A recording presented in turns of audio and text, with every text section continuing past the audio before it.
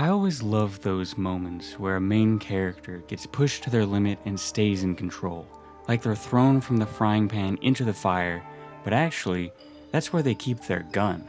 Watching a character display backfoot ingenuity is exciting, but actually experiencing it in a game is even better. Many popular games incorporate some elements that allow for guile tactics, but rarely do they end up reaching their full potential. Though, I'm getting ahead of myself. What exactly are guile tactics, and what makes them so interesting? Guile tactics are tactics that solve a problem by introducing another one. Here's a clip from CSGO of Simple doing just that.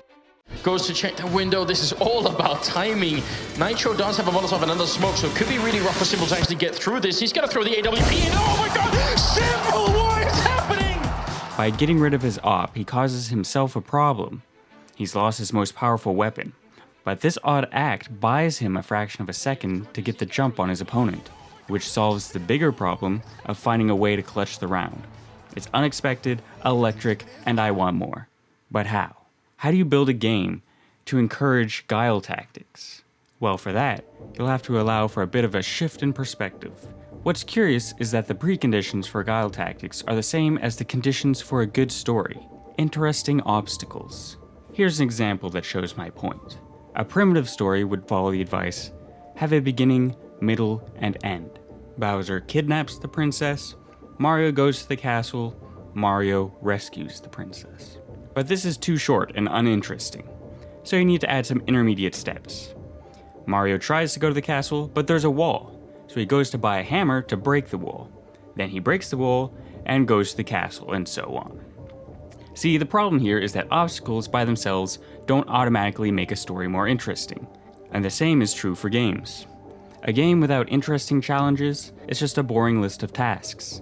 But what makes a challenge interesting? The key is in how you handle the stakes for success. To give an example, say you get home and realize you left your house key at work. Do you drive all the way back? Climb in through the second-story window? Call a locksmith? Kick down the door? All these solutions have their own risks and consequences, and those stakes make the potential story a bit more interesting. But what would really make it engaging would be to add even more confounding factors. Imagine the same scenario, but you're supposed to host a surprise party in an hour, and you haven't started decorating yet. This opens up so many interesting options. Like, what if you call the locksmith and pay him double to help you set up? Or delay the party and give you time to get your key? Or break a window and cover it up with decorations afterwards?